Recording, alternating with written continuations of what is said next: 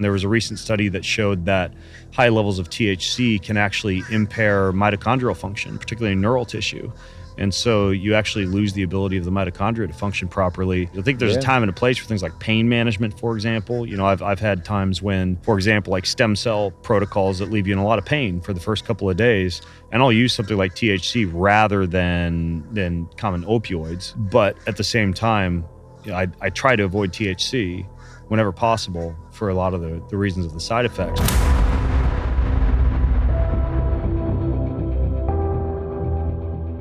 You had also mentioned to me that the endocannabinoid system was something that you had somehow linked to fertility, and you began to use different cannabinoids as well. Right. Is that correct? I mean, owning that we produce CBD and we distribute it, to me, it's the highest level of CBD. Mm-hmm. I've taken everything. I've tried hundreds of brands. And what we were producing for my friends and family in these really small batches was just so potent. You actually got it like right after I'd ordered labels and bottles. Yeah. I believe on Amazon. Yeah. I was just selling it to like my friends so they could improve their sleep and just have like a more balanced sensation. Yeah. No, that was the element CBD health stuff, yeah. which I still use. You send me those droppers and I still do 2 or 3 droppers just about any evening where I've got levels of anxiety or stress, probably 5 nights a week. I'll use that. And you know, now you have the gummies, which seem to work really well too, but I've never really experienced a CBD like that really seems to agree with my system, allow me to stave off anxiety. And, you know, as opposed to like smoking a joint or taking a hit on a vape pen, you know, you still stay fully alert. And in my opinion, high levels of THC, they can be kind of effeminizing, like it's kind of like a female plant. And that in and of itself tends to impact testosterone. There was a recent study that showed that high levels of THC can actually impair mitochondrial function, particularly in neural tissue. And so you actually lose the ability of the mitochondria to function properly. There's a lot of issues. I think there's a time and a place for things like pain management, for example. You know, I've had times when I've had, for example, like stem cell protocols that leave you in a lot of pain for the first couple of days. And I'll use something like THC rather than common opioids. And I know you have a history of opioids. We can talk about that later.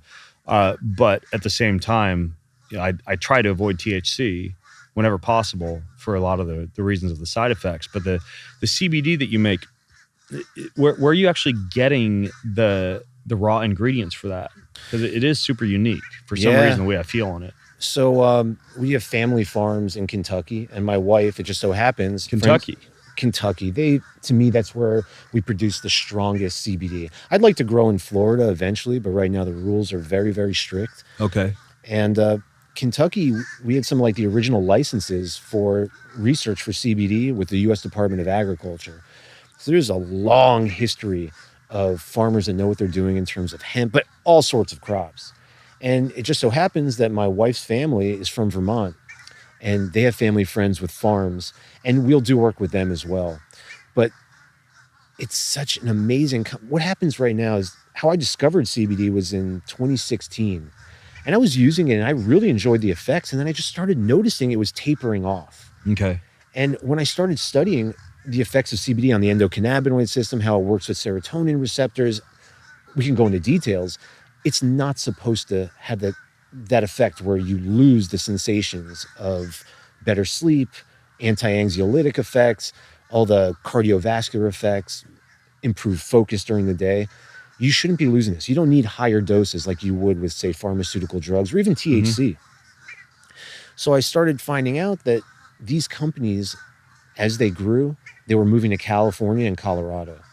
And we started doing more research. We were flying out there and we were seeing that they were mass producing these plants.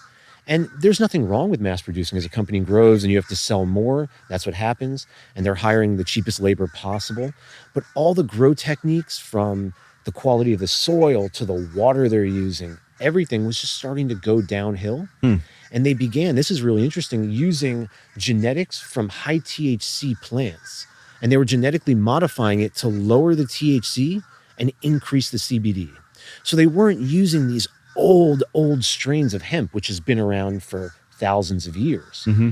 They were actually trying to make it better and better, just like they're using CBD isolates for everything and synthetic CBD and synthetic cannabinoids, which aren't necessarily better. Sometimes we have to take a few steps back, and we developed a really old strain, an old industrial strain from the UK. And there's something about the cannabinoid profile that is just phenomenal. It has the perfect amount of what I think of CBD, CBN, CBG. So it's not just CBD in your product. We're doing full spectrum to the max. We're doing a crude formula, which means it's going through even less filtration, distillation. I mean, you've tried ours. You can't mix it with food. Some people put it in their coffee. Mm-hmm. It's not bad, but it's like you're eating the earth. Yeah. Other companies, they're making CBD flavored with strawberry, with mint. And I get customers that want that kind of stuff. And I say, look, if you really want the benefits and the effects and you want to connect with the earth and feel balance, you got to get over your sense of taste a little bit. Yeah. And you use that during the day. You had mentioned for focus. Yeah. And, my primary use for it is like sleep and relaxation. But if you were to use it for focus, tell me about the dosages and the difference between like daytime use and coffee or for focus or whatever, and what you'd use in the evening. Like what kind of, I realize it's going to vary widely from person to person, but approximately. Well, I use a substantially lower dose during the day. The diurnal effect of the endocannabinoid system, which is something I dove into after hearing you mention it on a podcast. And that's the amazing thing about CBD. Well, CBD in itself doesn't attach to the cannabinoid receptors. It's not like directly activating them. It works by degrading FAAH, which is the enzyme responsible for degrading anandamide, which is the primary endocannabinoid, the one that we produce internally. Mm-hmm. So that's CBD. But when you have a full spectrum formula, I'm getting CBG, CBN, minuscule amounts of THC.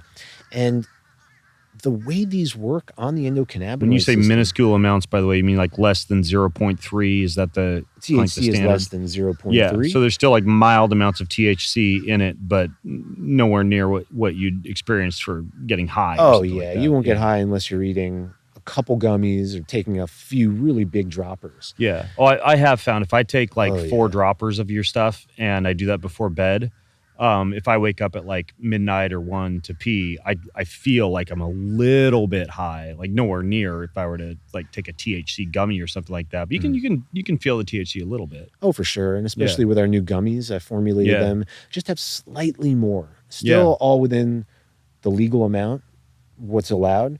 But yeah, the gummies I'll use more recreationally. But circling back to what you said, during daytime use, I try to use very small amounts. And if you take it with your coffee or tea, you don't get like the drop in adenosine. Like, you know how they talk about waiting at least an hour and a half to drink your caffeine in the morning?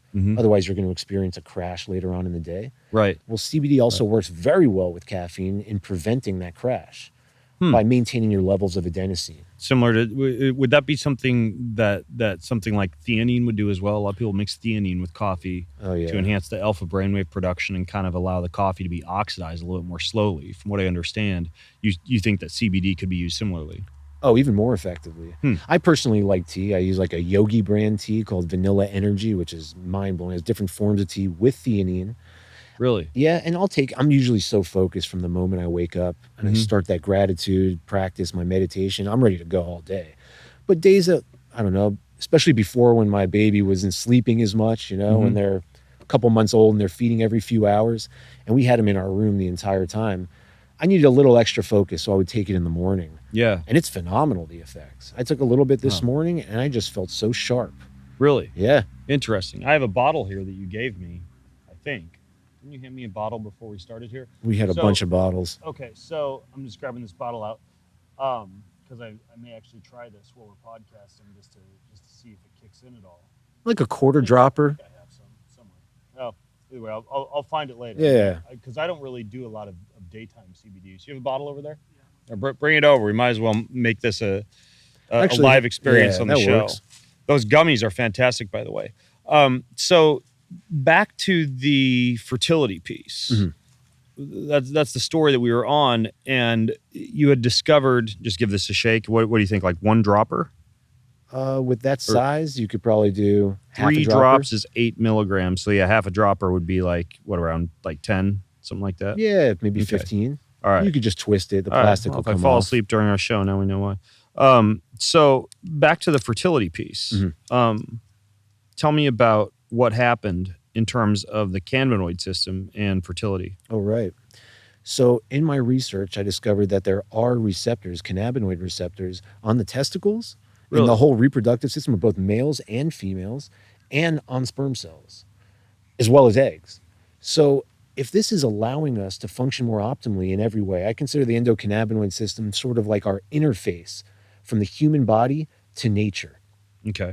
I use the example, and you probably want to put it under your tongue, leave it there for I'm doing it a right minute. now. You know how to do this. And there's a video version of this if you guys want to see what it looks like. We're going to put it at bengreenfieldlife.com/Adam Wenguer. So go ahead with the fertility piece. So yeah, the Tastes good, by the way. endocannabinoid system, I think so. It's very earthy. That's how it should be. Yeah. Right? Not hiding from the flavor. Yeah, it reminds me a little bit of kava almost, the flavor. Interesting.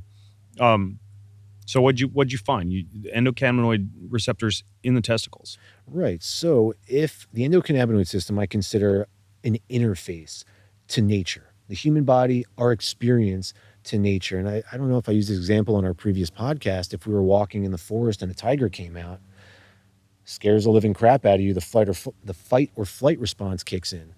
Whatever the outcome might be, eventually the nervous system has to calm down, and there's a whole cascade of hormones, neurotransmitters that contribute to this. Without the endocannabinoid system functioning at a high level, it's going to take much longer for the body to reach homeostasis. That's on a hormone level. But the endocannabinoid system is responsible for so much in terms of muscle, digestion. The central nervous system is filled with cannabinoid receptors, our immune response.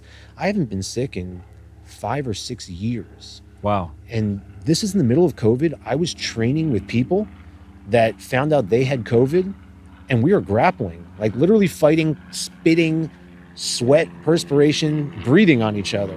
I never felt anything. I haven't had a cold in forever. And I believe that talks to what CBD can do for your immune system as well.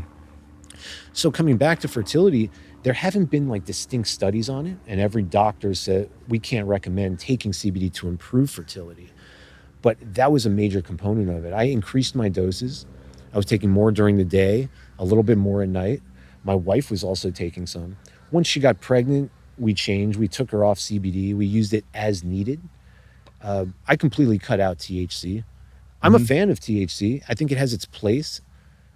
Like anything, I think everything is use or misuse. Nothing is inherently bad. If God gave it to us, it has a use, whether it's for us or not.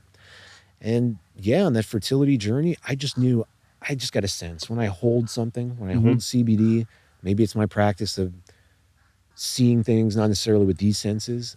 When I feel my CBD, I knew it was good for my body. And I didn't even want to take HCG, but I felt it. There was something about it. Clomid, I didn't respond that well. I just had a weird sense about it. And there are odd side effects with Clomid.